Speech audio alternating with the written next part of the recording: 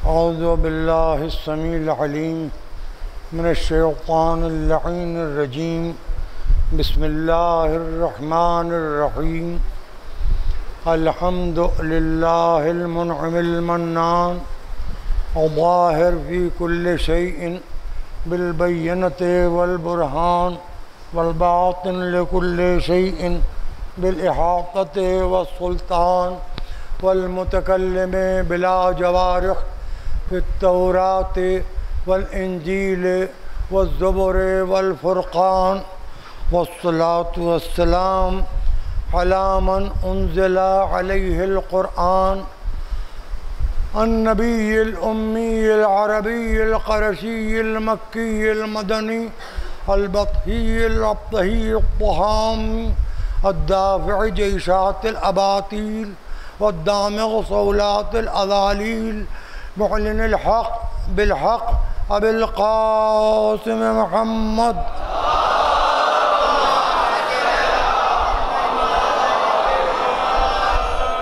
वअला अहले बैतिहि अत्तय्यबीन अत्ताहिरीन अल-मअसूमीन अल-मज़लूमीन अल्लज़ीना अज़हबल्लाहु अन्हुम अर्रिज्स व तह्हरहुम तत्हीरा।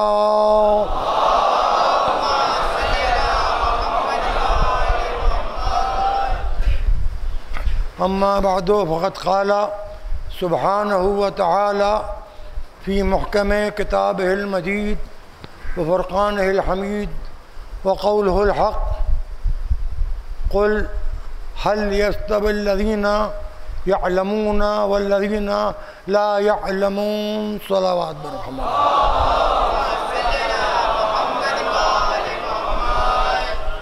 इल्म और जहालत गुफ्तगू का सरनामा है।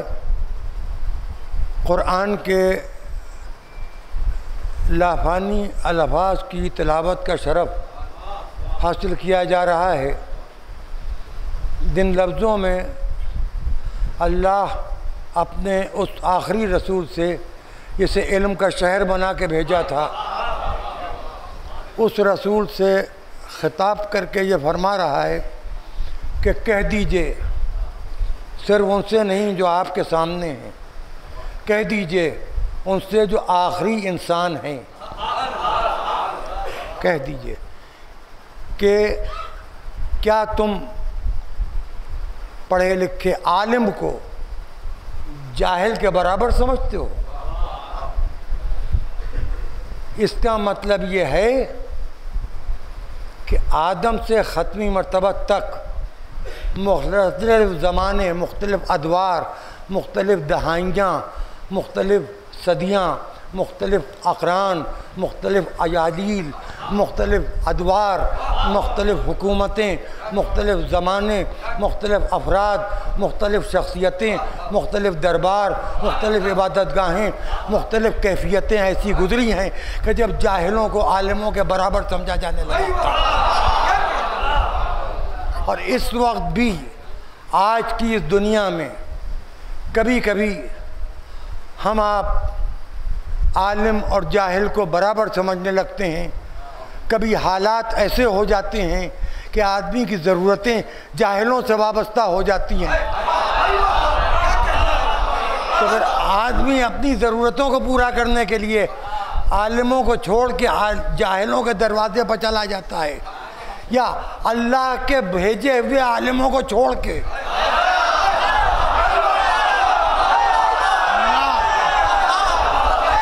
अल्लाह के भेजे हुए आलिमों को छोड़ के खुद से किसी न किसी जाहिल को बनाना पड़ता है।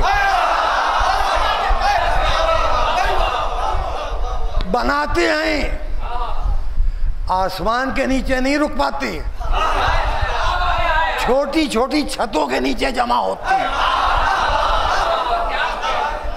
गलियों से लोगों को ढूंढ के लाते हैं। चूँकि डरपोक होते हैं लिहाजा डरपोक अच्छे लगते हैं, चूँकि जाहिल होते हैं लिहाजा जाहिल अच्छे लगते हैं, चूँकि कमीने होते हैं लिहाजा कमीने अच्छे लगते हैं, चूँकि बदमाश होते हैं इसलिए बदमाश अच्छे लगते हैं, चूँकि हराम खाने वाले होते हैं लिहाजा हराम खाने वाले अच्छे लगते हैं। फिर उनको चुन लेते हैं और बड़ी ये कहते हैं कि हमने इनको चुन लिया है। तुमने उनको चुना, चुन के ले गए मजमे में, उनको बिठाया, वो रसूल के जीने से एक जीना कम बैठे। ठीक है, मैं तारीख़ इस्लाम से कोई बात नहीं कर रहा हूँ, मैं तो बिल्कुल अलग की गुफ्तगू कर रहा हूँ। अब ये कि मैं कह रहा हूँ, फ़र्ज़ कीजिए कि मैं कह रहा हूँ शिया वक्फ बोर्ड, और ये वज़ीर हसन सैयद पूरी समझे कि मैं इनको कह रहा हूँ, तो ज़बरदस्ती अपनों पर घसीट लेना है। मैं तो रसूल के बाद के मुख्तलिफ अदवार के वाक़यात बयान कर रहा हूँ। मैं खुदा न खास्ता किसी ऐसे मुसलमान को कि जो अल्लाह पर, रसूल पर और कुरान पर और कुरान और रसूल के बताए हुए रास्ते पर चल रहा हो, उसके बारे में कोई बात कहना तो दूर की बात है। मैं किसी मज़हब के आदमी के ख़िलाफ़ कोई बात कहना मुनासिब नहीं समझता और न कहना चाहिए। अब जमा किया, उसको बना लिया, बेचारा बना हुआ है ना, है नहीं।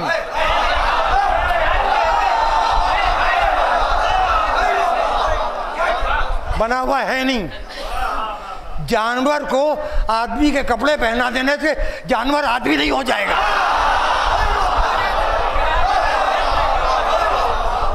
बना हुआ है। अब वो आया तो सहमा हुआ, डरा हुआ। देखिए, जहालत हमेशा आदमी को डरपोक बनाती है। अब आप कहते हैं फलां ने मैदान छोड़ दिया, फलां ने छोड़ दिया, फलां, अभी जहालत ही डर गए।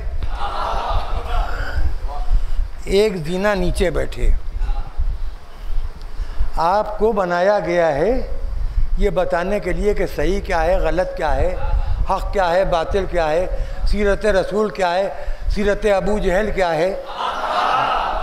आपको ये समझाने के लिए बिठाया गया है कि कुरान ने किस चीज़ को मना किया है, किस चीज़ की इजाज़त दी। आपने कहा कि लोगों, मुझ पर आपका अपना एतराफ़ है, आपके अपने अल्फाज हैं कि आप पर कभी कभी शैतान मुसल्लत हो जाता है। ये तो आप सही कह रहे हैं। अगर शैतान मुसल्लत ना होता तो आप वहाँ जाते ही ना जहाँ ये सब किस्से हो रहे थे। आप रसूल के जनाजे में होते।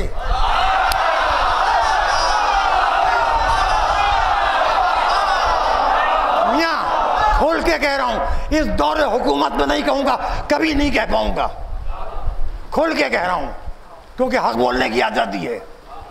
रसूल की आज़ादारी की आदत किसने छुड़वाई? उमर ने।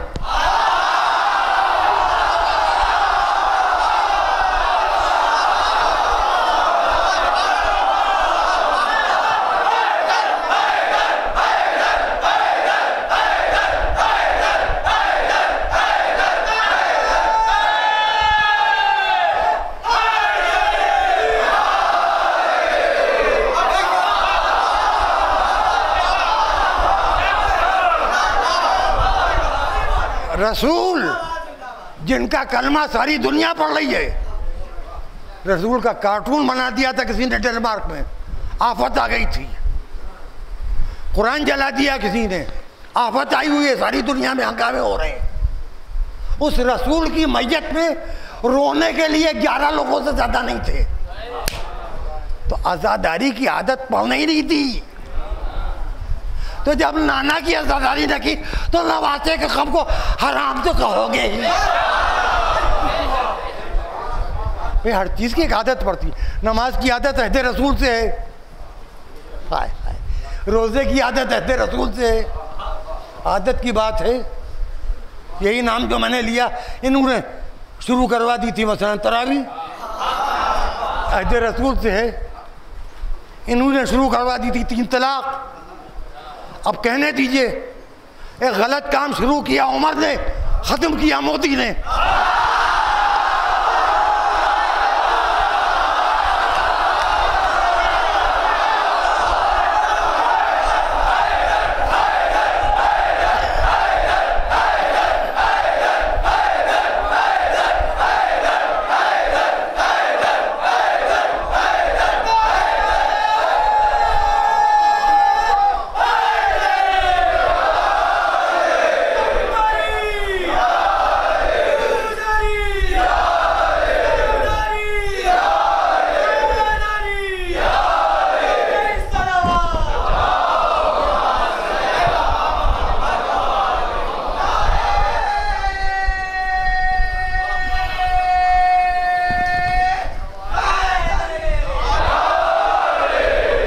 तीन तलाक का कोई कॉन्सेप्ट नहीं था रसूल के ज़माने में।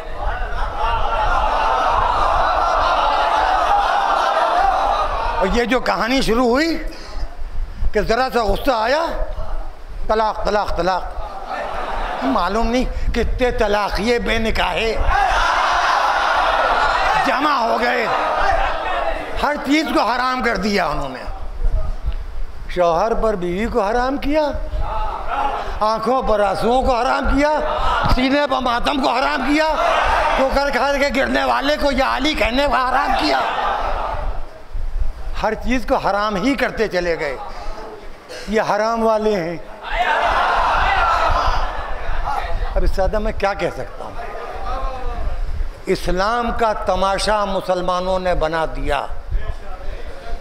आज दुनिया की मुख्तलिफ हुकूमतें हवाला देने पर मजबूर हैं कि भाई इसके ऊपर तो पाकिस्तान में भी पाबंदी है, इसके ऊपर तो इंडोनेशिया में भी पाबंदी है, कई इस्लामी मुल्कों के हवाले दिए जा रहे हैं। अरे सारे इस्लामी मुल्कों को कोई बात जायज़ हो, अगर नाजायज़ है तो हिंदुस्तान में नहीं होना चाहिए, क्योंकि हिंदुस्तान जो है सनातन धर्मियों का है ना।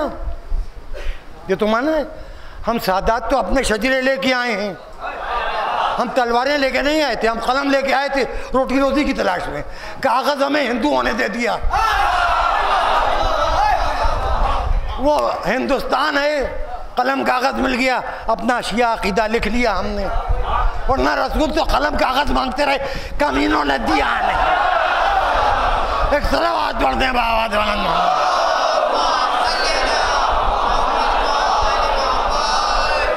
आप ये देखिए कि क्या तकलीफ दे बातें हैं।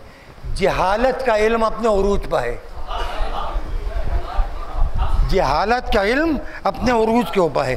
किसी से पूछिए कि भाई ये मुहर्रम क्यों, आज़ादारी हराम क्यों है, तो उस जाहिल के पास सबसे बड़ा इल्मी जवाब ये कि हमारे अब्बा मना करते हैं, हमारे नाना मना करते हैं, हमारे दादा मना करते हैं। ताज़िया नहीं, ये गलत है। क्यों गलत है? इसलिए कि फतवा आया है। मैं ये फतवा कौन दे रहा है? ये है कौन? ये फतवा जो दे रहा है ये है कौन? ये पुराना मजहब बदले हुए आदमी है, जिससे उसके मजहब के लोग कह रहे हैं घर वापस आ जाओ, घर वापस आ जाओ, मैं जाओ भैया अपने घर वापस जाओ। हम शियों का हमारी आज़ादी के साथ हिंदुस्तान में जीने दो, यहाँ हम बड़े सुकून से हैं। खुदा कसम सारी दुनिया शियों के लिए घुटन का जगह बनी हुई है। और एक बात तो आपको मानना पड़ेगी, आज़ादारी के सिलसिले की हद तक, मातम मजलिस में मुहर्रम की हद तक हमें हिंदुस्तान में जो आज़ादी है माफ़ कीजिएगा, उतनी आज़ादी तो हमें ईरान में भी एक सिस्टम है उसके तहत, जबकि वो शिया मुल्क है। लेकिन ये जो आज़ादी है कि फुटपाथ घेर के सबील लगा ली, माफ़ कीजिएगा, एक चीज़ पर मैं आपको मुतवज्जह कर दूं, आप मेरे बच्चों की तरह हैं, मेरा फरीज़ा है। हमारे यहाँ देखिए हुकूमतें तो बदलती रहती हैं, हम आप जिसको चाहें, हिंदुस्तानी जिसको चाहते हैं वोट दे के जिता देते हैं, जिसको चाहते हैं हरा देते हैं। लेकिन सुप्रीम कोर्ट का बहुत पुराना ऑर्डर है मनमोहन सिंह के ज़माने का कि रात के 10 बजे से सुबह 6 बजे तक लाउड स्पीकर पर पाबंदी है। और कभी कभी जब शिकायतें होती हैं तो लाउड स्पीकर उतरवाए जाते हैं, टीवी पर न्यूज़ चलती है। पुराना मानिएगा, मैं जो बात कह रहा हूँ समझ के कह रहा हूँ, बहुत सोच समझ के कह रहा हूँ। मस्जिदों से लाउड स्पीकर उतारे जा रहे हैं, अच्छा लग रहा है हमको भी, क्योंकि सुबह सुबह अस्सलातु खैरुम मिनन नौम की नहुसत सुनने को नहीं मिलती। ये हमें तो सुबह की अजान भी इसलिए बुरी लगती है कि उसमें अशहदु अन्ना अलिय्यन वली अल्लाह के बजाय वो शख्स घुसा हुआ है जो रसूल के बेटी का कातिल है। सीधी सीधी बात है, हम जालिम को पसंद ही नहीं कर सकते। लेकिन एक बात आपसे कह रहा हूँ, अपना बच्चा समझ के कह रहा हूँ, आपकी मर्ज़ी, आप माने चाहे ना माने। ये अभी अय्याम अज़ा हैं, मुहर्रम की इन 10 तारीख़ों तक के तो ज़हरे के मजलिसें होती हैं, फिर उसके बाद वो खमसा होगा, काज़मैन का जो तारीख़ी खमसा हो गया, बादशाह उसको पढ़ते हैं। हाँ, ये भी याद दिला दूँ कि यहाँ की मजलिस के बाद अफसर जहाँ के अज़ा खाने में यहीं विक्टोरिया स्ट्रीट पर थोड़ा सा नाज़िमा बिल्डिंग के पास जो गली गई है, वहाँ मजलिसें हो रही हैं। मुर्तज़ा नासिर सईद मेरे छोटे बेटे हाँ मजलिस से पढ़ रहे हैं, थोड़ी सी आप तवज्जो फरमा लीजिएगा। तो मैं कहना ये चाह रहा था मेरे अजीज़ों कि मस्जिदों के मीनारों से कानून की खिलाफ वर्जी हो और पुलिस एक्शन ले, ये तो अच्छा लगता है मुझको। मैं अपनी ज़ाती बात कर रहा हूँ, मैं नहीं कर रहा हूँ सबको भी अच्छा लगे, लेकिन यही काम अज़ाखानों से हो ये मुझे बुरा लगेगा। तो पुलिस के आने की ज़रूरत ही क्या है? जब आप पूरा 2 महीने 8 दिन लॉ एंड ऑर्डर के तहत गुजारते हैं, तो अब ये लाउड स्पीकर 10 बजे के बाद बगैर लाउड स्पीकर भी काम चल सकता है। और ये तो मोबाइल और लैपटॉप और इन चीज़ों का ज़माना है, इसमें इतना ज़्यादा साउंड सिस्टम की कोई अहमियत ज़्यादा रह नहीं गई है। तो मैं चाह ये रहा हूँ कि किसी शिया के ख़िलाफ़ ये आवाज़ हिंदुस्तान में जहाँ जहाँ तक जा रही है वहाँ तक के लिए ये गुजारिश है मेरी, किसी शिया के ख़िलाफ़ जो कानून बना है सुप्रीम कोर्ट से जो ऑर्डर हुआ है उसकी खिलाफ वर्जी के सिलसिले में कोई मुकदमा कायम न हो, क्या आपको ज़मानत कराना पड़े या मुचलके जान छुड़ाना पड़े, या आप खुदा न खास्ता अपने इलाके के पुलिस स्टेशन में ब्लैक लिस्टेड हो जाएं। ये तो मुझे इतना एक बूढ़े आदमी की हैसियत से आप नौजवानों से गुजारिश है कि इसको ध्यान में रखिए, खुदा के लिए आपकी ज़िम्मेदारी है। देखिए हम बूढ़े तो खैच खाच के बड़ी फ़कीरी और गरीबी में चला गया था शिया फ़िरक़ा और हिंदुस्तान, यहाँ तक के लिए आए आज़ादारी को। अब ये सजी सजाई आज़ादारी है, इसे आगे बढ़ाना अपने बुढ़ापे तक और आपके बच्चे जो हैं उनके इंशाअल्लाह जवान होने तक, ये आपकी ज़िम्मेदारी है। और आप हमसे ज़्यादा पढ़े लिखे हैं, आपकी सोसाइटी हमसे ज़्यादा तरक्की याफ्ता है, क्योंकि हमारे यहाँ कई किस्से हो गए थे। पहले तो बंटवारा हुआ, बहुत से शिया बड़ी बेवकूफ़ी में, खैर मुझे कुछ कहने का हक़ नहीं है, बहुत से शिया पाकिस्तान चले गए, जो चले गए अल्लाह उनको वहाँ खैरियत से रखे, मुहर्रम की आज़ादी अल्लाह अता कर दे उन्हें, इंशाअल्लाह वो आज़ाद रहें अपने मुहर्रम में। उसके बाद और मसाइल हुए, सन 52 में जागीरदारी सिस्टम ख़त्म हुआ। हम तो बहुत बुरी हालत से उठ के यहाँ तक के आए हैं, लेकिन आपको हमने जो कुछ दिया है अपनी जवानी में, हमारा बुढ़ापा है, आपकी नौजवानी है, अब आप उससे बेहतर अपने बच्चों को दीजिए। उसमें आप एक चीज़ याद रखिएगा, कानून और कायदे के एहतराम के साथ आप अपने दीन पर पूरी तरह अमल करने के लिए आज़ाद हैं।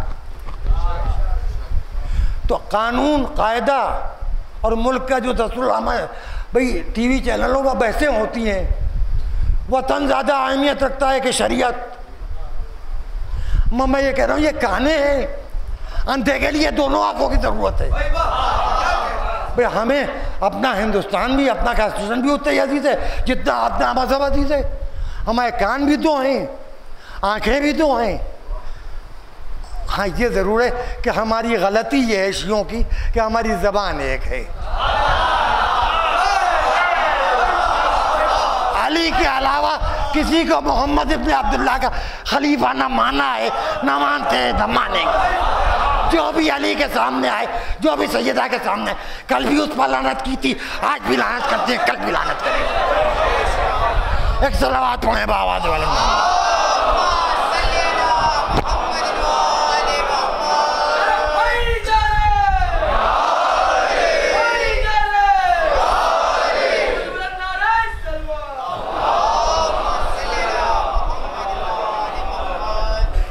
तो ये सब चीज़ें हैं, कान में बात डाल दी मैंने। मैं कोई मुसलिह नहीं हूँ, मैं कोई आपका रहबर नहीं हूँ, मैं आपका लीडर नहीं हूँ। मुझे अल्लाह ने आप पर मुसल्लत नहीं किया है। मैं बस थोड़ी बहुत चाहता मासूमीन और शुहदा करबला के बारे में थोड़े बहुत मालूमात है, नहीं मेरी जहालत कम है इस सिलसिले में। तो चंद लफ्ज़ें मैं मेंबर से कहने की जुर्रत कर लेता हूँ। लेकिन आप लोग माशाल्लाह बहुत अच्छे अहद में हैं। आपने बुरा न मानिएगा, आपने फाका नहीं देखा, आपने घर का सामान और जायदादें बेच के बेटियों की शादियां करते हो, आज़ादारी करते लोग नहीं देखें। आप बहुत माशाल्लाह अच्छे माहौल में, अच्छे हालात में, फिर आपकी तालीम भी बढ़ रही और बढ़ेगी इंशाल्लाह। अब यूँ तो देखिए हिंदुस्तान की आबादी इतनी ज़्यादा है कि हमेशा हिंदुस्तान में अभी कम से कम 60 बरस तक जाहिलों और गरीबों की तादाद ज़्यादा रहेगी। ये तो अपनी जगह पर है, लेकिन ये सोचिए कितने स्कूल हैं जिनसे कितनों का पेट पल रहा है। मेडिकल साइंस कितनी आगे बढ़ गई। आज आप दुनिया के किसी तरक्की याफ्ता मुल्क में चले जाइए, अमेरिका में, कनाडा में, इंग्लैंड में, ऑस्ट्रेलिया में आप चले जाइए, यूरोप में, कहीं चले जाइए आप, बड़े अस्पतालों में अच्छे डॉक्टर आपको हिंदुस्तानी मिलेंगे। और सारी दुनिया आज भी इलाज के लिए हिंदुस्तान आ रही है। और शायद ही दुनिया का कोई ऐसा मुल्क हो जहाँ के स्टूडेंट आपकी हिंदुस्तान की यूनिवर्सिटियों में और मेडिकल कॉलेजों में और आपके पीजीआई में एजुकेशन ना ले रहे हों। तो तरक्की तो हमने बहुत की है, लेकिन थोड़ा सा ये है कि एक मिजाज हमारे यहाँ बच्चों में है, वो टीनेजर लड़कों में, कि 8-10 एग्जा हो जाते हैं तो बिना माँ बाप की सुनेंगे, न चचा मामू की सुनेंगे, न पड़ोस के बुजुर्ग की सुनेंगे, न कानून की सुनेंगे। जो मूड बन गया वो शुरू हो गए। तो ये थोड़ा सा अपने मूड को, जो उनसे बड़े बच्चे हैं वो छोटे बच्चों को समझा लें। ये एक अलग की गुजारिश थी, मैं कोई जलसे करता नहीं हूँ। आप मुझे फर्श आज़ा पर मिल जाते हैं, यही मेरा कम्युनिकेशन का ज़रिया है, यही मेरा वसीला रिज़्क़ है, यही मेरा वसीला तारुफ़ है, यही मेरा वसीला शोहरत है, यही मेरा वसीला मग़फ़िरत है। एक सलावत पढ़े।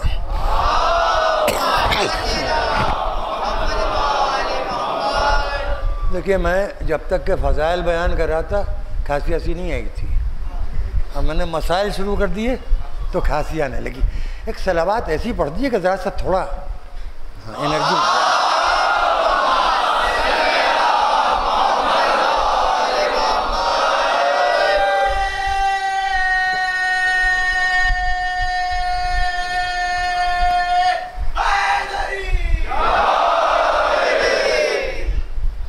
बस अजीजों, एक जगह के ऊपर बैठ के एक आदमी को जाहिलों ने जाहिल को,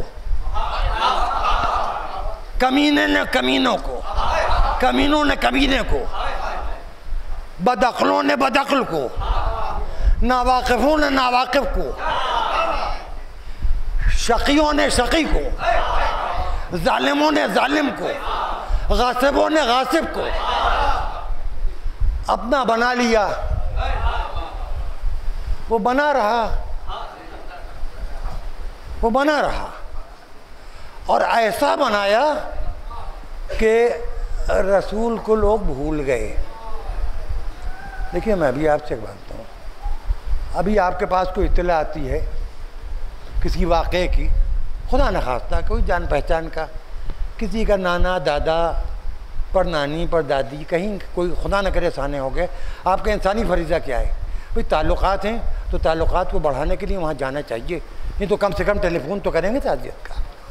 रसूल के मैयत पड़ी है। ये कैसे सहाबाए लेआम थे, किराम तो कहने की जरूरत ही नहीं, कि जो रसूल की मैयत को छोड़ के चले गए। अली ने भी इत्मीनान की सांस ली। अच्छा है, रसूल की मैयत पर नजिस साए नहीं पड़वाए।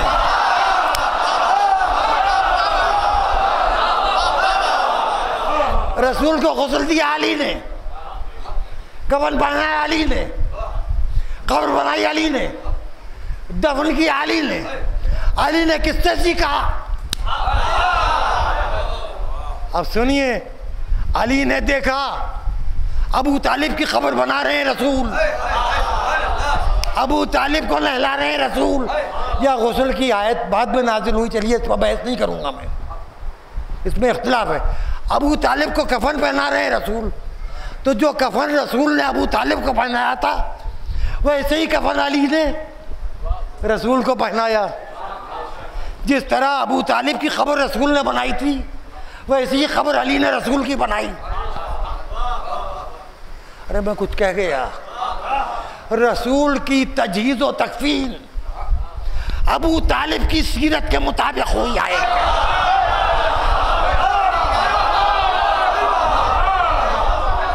नतीजा सुनिए, नतीजा सुनिए, इतनी नफरत रसूल से हुई कि कह दिया कब्रों बजाना हराम है, कब्रों से मांगना हराम है।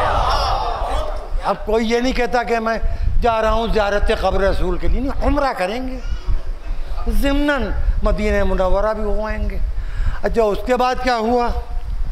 तो दो तारीख़ इस्लाम के अहम नाम हैं, हमारा तारीख़ के तो नाम है, तारीख़ मुस्लिमीन के अहम नाम है। इस्लाम की तारीख़ में जो नाम है उनको तो कुरान में मौजूद हैं।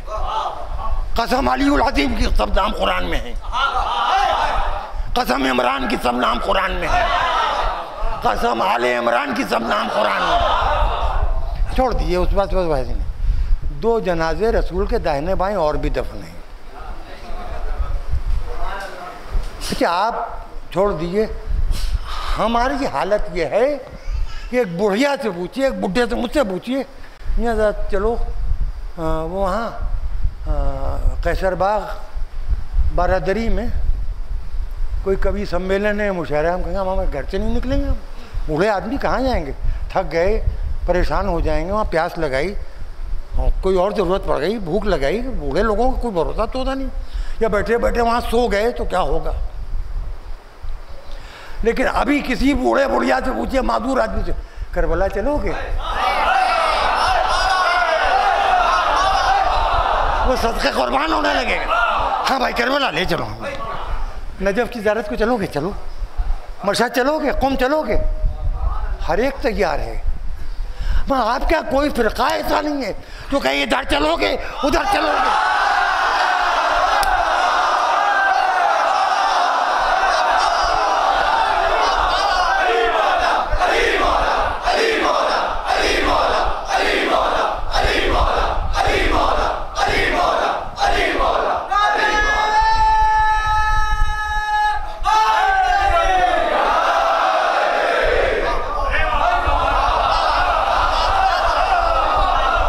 कही जो मैंने है, इस बात का जवाब किसी के पास नहीं है।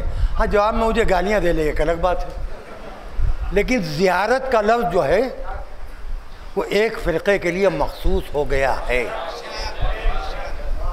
और हमारे लिए हज अगर वाजिब नहीं है तो ज़ियारत वो मुस्तहब है, जो हमें शऊर हज पैदा करती है। हमें शऊर हज जो पैदा होता है वो शऊर ज़ियारत की वजह से पैदा होता है। और आप सोचिए, आज हमें जाके क्या मिलता है, ये बताइए कि क्या नहीं मिलता है, क्या नहीं मिलता है। औलाद उनके सदक़े में, जहालत कुछ कम हुई उनके सदक़े में, दो चार लफ्ज़ पहचानने लगे उनके सदक़े में, रोज़गार मिला उनके सदक़े में, मुलाजमत मिली उनके सदक़े में, कुछ हो गए तो उनके सदक़े में। लेकिन कुछ होने के बाद उन्हें याद रखना भी ज़रूरी है, इन्हें हो गए कुछ और उसके बाद बहुत कुछ बन के आड़े आड़े टहल रहे हैं। दुनिया ये लाल बत्ती की ज़िंदगी सिर्फ 5 साल है, गम हुसैन की ज़िंदगी मरने के बाद भी है। दोस्तों, ये हुसैन का इक़्तिदार है जिसको हम सब कबूल करते हैं। आज बमुक़ाबिल और फ़िरक़ों के हम कम जाहिल हैं आज़ादारी की वजह से। हमें इस्लाम के बारे में ज़्यादा मालूमात हैं आज़ादारी की वजह से।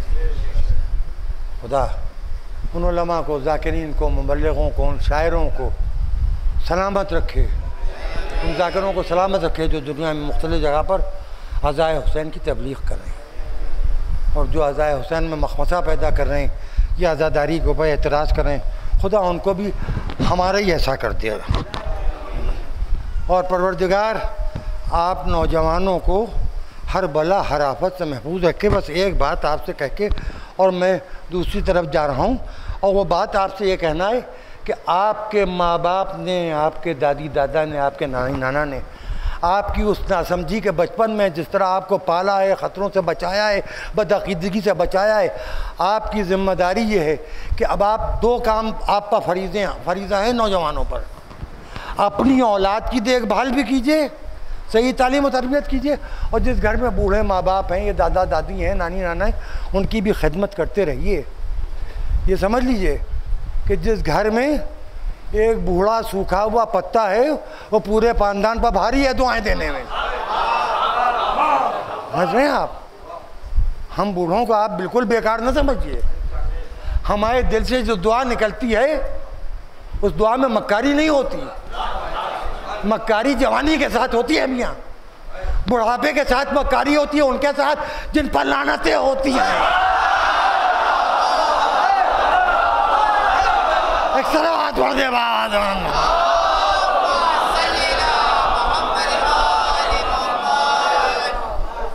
तो अब बाप है, बूढ़ा है, माँ है, बूढ़ी है, दादी है, नानी है, फूफी है, खाला है, चची, जितने रिश्ते के बूढ़े हैं, ये सब किसी न किसी काम के हों न हों, एक काम के हैं। इनकी दुआ में, ये समझ लीजिए, इनकी दुआ में रद्द अमल होता है। रद्द अमल का जवाब नहीं चाहते ये। माँ बाप तो औलाद के लिए दुआ करेंगे, खुदा महफूज रखे ऐसों से कि जिनके माँ बाप उनके लिए बद्दुआ करें। पर बाप के बारे में तो कह सकता हूँ, मुझे आज तक कोई माँ ऐसी नहीं मिली जो अपनी औलाद को बुरा भला कह रही हो या औलाद को कोस रही हो। समझ लीजिए आप, यूँ नहीं अल्लाह ने माँ के कदमों के नीचे जन्नत रख दी है। आप सोच लीजिए, आप मेरी बात आपको नागवार भी गुजर सकती। पूरी रात आप शब्बेदारियों में सीना को भी कीजिए, हज़ारों कतार हुसैन को रोइए, अगर आपकी माँ आपसे राज़ी नहीं है तो सब बेकार है। आप नमाज शब के पाबंद हो जाइए, 5 वक्त नमाज पढ़िए, 30 रोज़े रखिए, बड़े धूम से ईद मनाइए, अगर माँ राज़ी नहीं है सब बेकार है, कोई चीज़ कबूल नहीं है। देखिए, ये आपको मैं बता दूं, माँ जिन घरों में है उन्हें उतनी कदर नहीं है जिन घरों से माँ की नेमत चली गई है। उन औलादों से पूछिए, बाप तो बिजनेसमैन होता है, वो सोचता है मैंने ये बच्चे थे, मैंने इनके लिए इतना किया, अब मैं बूढ़ा हो गया, ज़्यादा इनको मेरे साथ करना चाहिए। वो तो सूद ब्याज समेत खिदमतें वसूल करता है। माँ खिदमत करो ना करो, काम आओ ना आओ, बीमार माँ खास रही है, आपको फुर्सत नहीं है कि डॉक्टर के पास ले जाएं या उसको दवा ला के दें, तो बुरा ना मानिएगा। ऐसी औलाद का से तो बे औलाद होना अच्छा है। ये सब मैं आपसे इसलिए कह दे रहा हूँ कि आप ये सब जानते हैं, या आप उन तक पहुँचाएँ जो ऐसी बातों पर अमल नहीं करते। मैं ये नहीं कह रहा हूँ कि खुदा न खास्ता इस मजलिस में कोई ऐसा बदकिस्मत भी बैठा होगा या कोई बदकिस्मत मजलिस ही नहीं सुनता कि जो अपनी माँ को नाराज़ करता हो, अपने बाप को नाराज़ करता हो। कभी कभी देखिए, बुढ़ापा है, खामखा में गुस्सा आ जाता है, वो तो वालिदैन का हक़ है। वो बुढ़ापे में खुद ब खुद एक सनक पैदा हो जाती है। चाहे बूढ़े जितना अपने को बदहवास ज़ाहिर करें, वो बहवास ज़ाहिर करें, थोड़ी सी बदहवासी तो आ ही जाती है। इतना एक्सक्यूज़ तो बुढ़ापे को देना ही चाहिए। अब आइए, आपको मैं एक किस्सा सुनाता हूँ। किस्सा आपको एक बूढ़े और एक जवान का सुनाता हूँ। आपको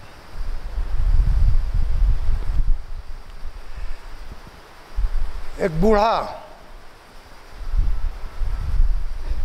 हुसैन का खत पाके रो रहा है कूफे में।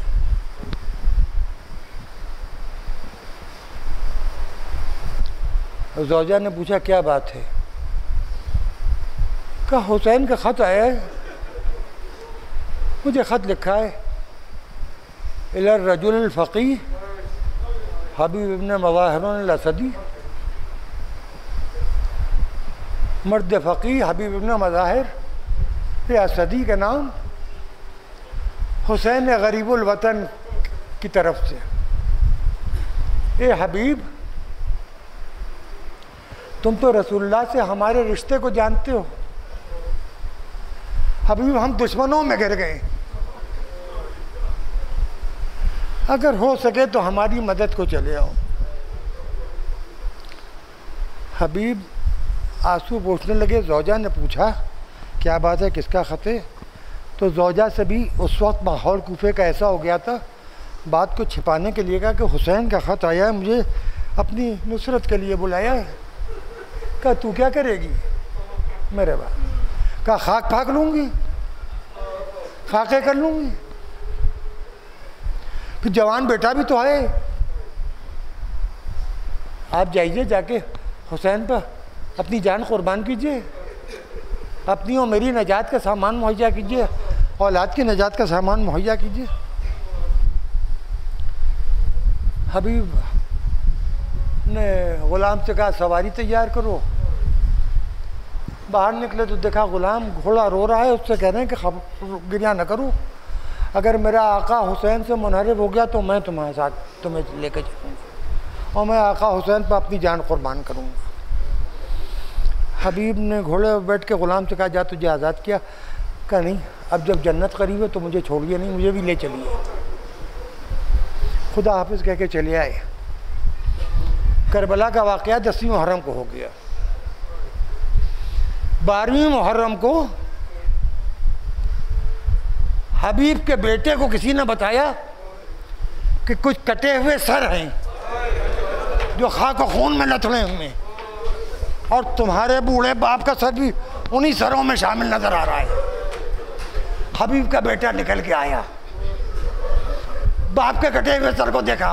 बाबा आप आका हुसैन पर कुर्बान हो गए, बाबा आप मार डाले गए, आपकी जान चली गई, लेकिन आपको कत्ल कर दिया था, ये नोके सिना पर आपका सर बुलंद किया गया है, खाक व खून में गलता है आपका पूरा सर, आपका चेहरा। एक मर्तबा तलवार खींची, वो जो जालिम हाथ में वो नेज़ा लिए हुए था, जिस नेज़े पर हबीब का सर था, आगे बढ़ के जालिम का सर काटा, हबीब का सर लिया और वहीं ज़मीन पर बैठ गया। बाप के सर को दामन आबाद से साफ किया, मुँह पर मुँह रख दिया। ए बाबा अगर पूरी बात बताते मैं भी साथ चलता, पहले मैं मरता बाद में आपको मरने देता। एक मरतबा चौथे इमाम आवाज़ से बुलंद होने लगे, वाह बता वाह हुसैना। ज़ैनब ने पूछा क्या बात है? कहा हबीब के बेटे के हाथ खुले हुए हैं, वो बाप का सर हाथों पर संभाले। ए बुबी अम्मा मेरे हाथों में हथकड़ियाँ, गले में तो, कमर में लंगर, पैरों में भेड़िया, मैं अपने बाबा का मातम भी नहीं कर सकता, अपने बाबा का सर भी गोदी में नहीं सकता।